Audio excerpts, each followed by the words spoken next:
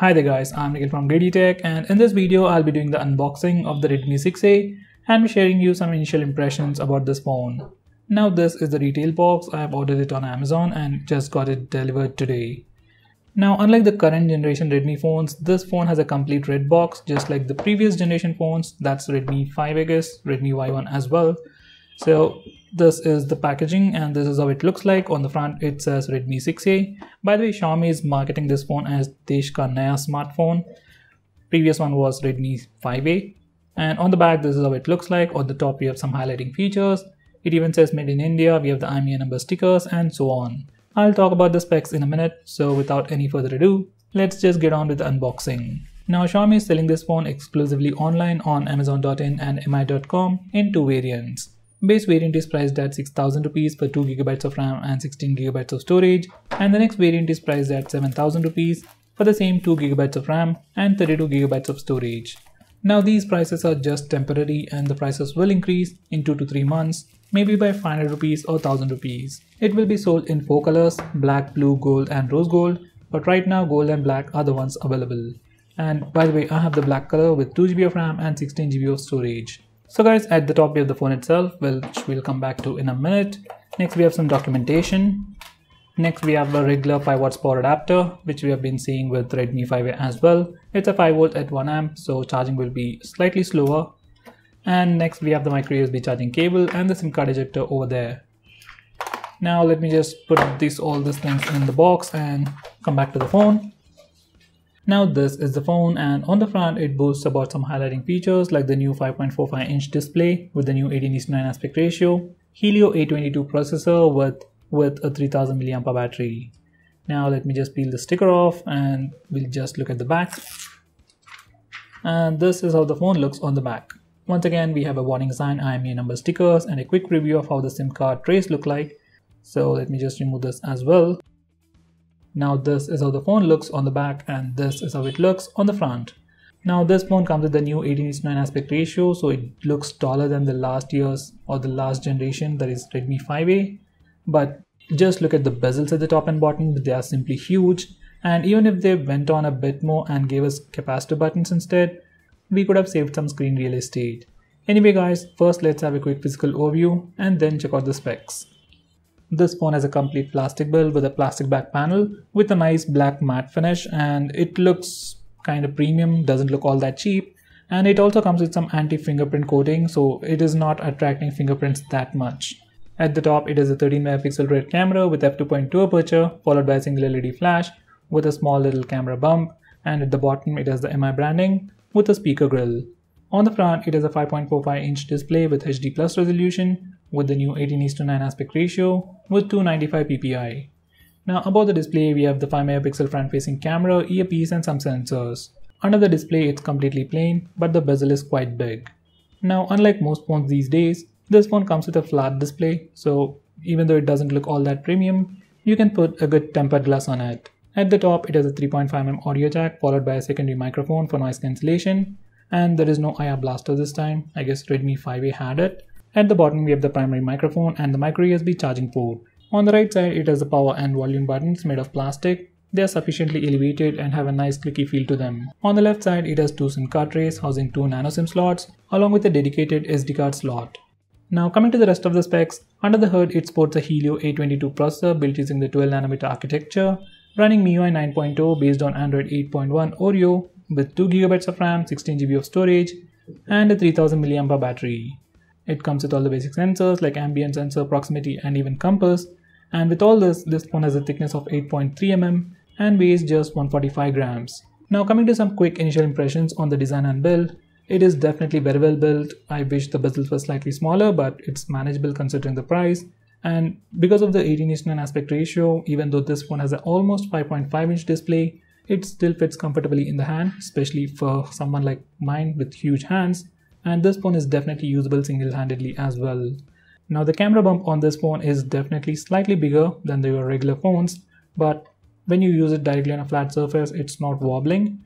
And this phone doesn't come with a free case inside the box, so I would definitely recommend you to get a good one as soon as possible.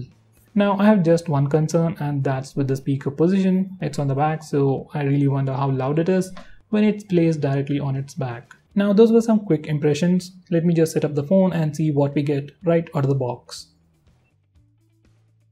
By the way guys, for some reason camera is recording the display with a warm tint, but actually the display is pretty good, color balance is pretty good as well. Usually it happens with Honor phones, but for some reason it is happening even with this phone. So guys, this is how the phone looks right out of the box, and it does come with quite a few bloatware, like all these Microsoft applications and these applications as well. Now all these applications pay some commission for Xiaomi. Let's say if Microsoft pays $1 for installing all these applications on this phone. Now that might seem like a small amount, but if Xiaomi sells the same phone, like 5 million units, then Microsoft will pay roughly $5 million to Xiaomi, so that's quite a big number. So that's why companies usually bundle these bloatware, but on this phone we can uninstall them. Now this phone comes with very limited resources, like just 2 GB of RAM and 16 GB of storage, so if there is any application that you don't use, uninstall them as soon as possible. Now with that said, let's see the amount of free RAM we get right out of the box and the free storage as well. So by default, we don't see the memory status on the recent apps page. So to display that, we need to go to settings, then select home screen and recent, and enable this toggle. When you go to the recent apps page, you can see the amount of free RAM you get right out of the box. So out of that 2 GB of RAM, we get about 900 MB of free RAM right out of the box. Now coming to storage, out of that 16 GB of storage, we get about 8.1 GB of free space for our user apps and user data. So that's quite small, especially if you have a lot of data in your WhatsApp account. So usually I wouldn't recommend you to get this variant. Get the variant with 32 GB of RAM that's priced at 7,000 rupees. Now with that said, funnily enough, if you're willing to spend 7,000 rupees, I would suggest you to spend 1,000 rupees more and get the Realme 2 instead. You get the new notch design with a bigger battery and better cameras as well. So for a price tag of 6,000 rupees, this is definitely pretty good. But if you're planning to buy a phone for maybe long-term use like 2 to 3 years, it's better to spend a little more and get something like Realme 2, which comes with latest design, bigger battery and better cameras. Now this is a camera interface, and it's the same we have been seeing with Redmi Note 5 Pro and all the recent Redmi phones. And surprisingly, this phone even has auto HDR. With Redmi phones, it's like you don't get it, or you get it with all the phones. Now surprisingly, it even has electronic image stabilization, and that's really rare to see for a phone at just 6,000 rupees. Now this is the interface for the front-facing camera, once again the same thing that we have seen with regular phones. And surprisingly, once again we have portrait mode for the front-facing camera, and that's not a huge deal because most of the phones in this price segment are already offering that, but still it's good to see it from Redmi. So this is a camera interface, and here are some sample pictures taken using the front and rear cameras.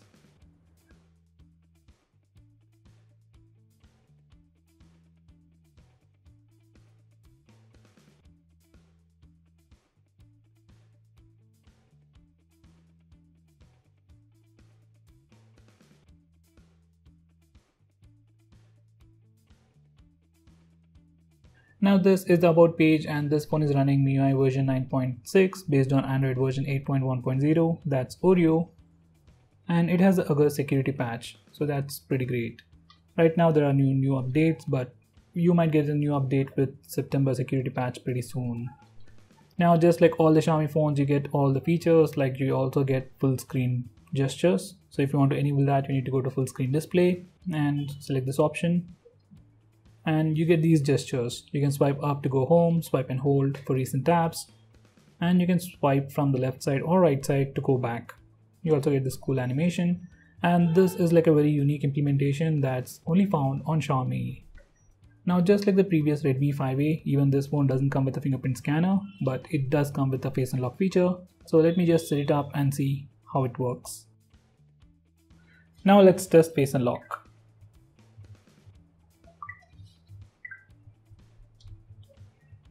So face unlock works. It's not super fast, it's taking like a second or two, but it's quite usable, especially as this phone doesn't have a fingerprint scanner. Now let's turn off all the lights and see if it works. And it even works in complete pitch darkness. There's no light, nothing, and it still works pretty fast. So guys, lack of a fingerprint scanner on this phone is definitely an issue, but face unlock is there and it's working pretty well. Now let's see how this single speaker on the back sounds.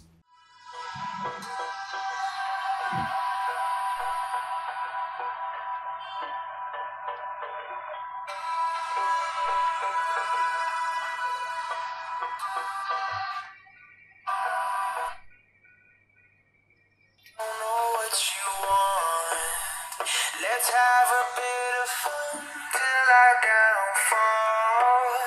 My love, if you feel like I do right now, don't say you're on the run to the other side, my love.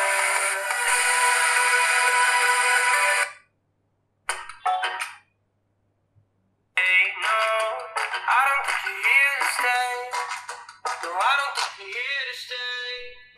So tell me what you want, tell me how you want it, tell me all the reasons that you're running away. I don't think you're here to stay. So guys, the speaker is not super loud or the loudest in the same price segment, I guess, but it is sufficiently loud, like barely loud enough.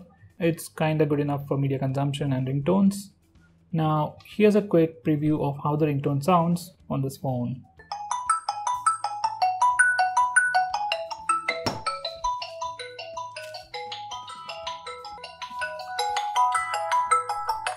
So guys, even when the phone is directly placed flat on a surface, ringtones are pretty audible. I wouldn't say they're super loud, but louder than what I've expected. Now, before I conclude, these are the Antutu and Geekbench scores. So guys, this is the new Redmi 6A. For a price tag of just 6,000 rupees, this phone definitely feels pretty good enough, especially as this phone right now comes with electronic image stabilization. Front cameras look pretty decent and they are wide angle as well, but this one just comes with 16 GB of storage, and out of which you just get about 8 GB, so that's definitely not sufficient in the long run. So if you're a very basic user who doesn't use a lot of apps, then I can definitely suggest you this phone, especially considering the price. But if you're slightly a normal user, heavy user, you install a lot of apps and you use WhatsApp a lot, maybe your WhatsApp backup data is like 1 or 2 GB, then in that situation I definitely cannot recommend you this phone. I would suggest you to get at least the 32 GB variant of Redmi 6A, or if possible, spend 2,000 rupees more and get the Realme 2. That's definitely a much better value. You get a lot of better things. You also get a fingerprint scanner, bigger battery, and better cameras, along with the new design with the notch. So on the whole, for the price, this is definitely good, but I would recommend you to get a better phone. So guys, that's pretty much it for this video. What do you think about this phone? Do let me know by commenting below this video, and if you're planning to buy this phone, use the link in the description. It really helps the channel, and if you want us to make any specific video, tweet out to us with the hashtag AskGreedyTech on Twitter and we will try to make it as soon as possible. I'm Nikhil from GreedyTech signing off. Have a nice day.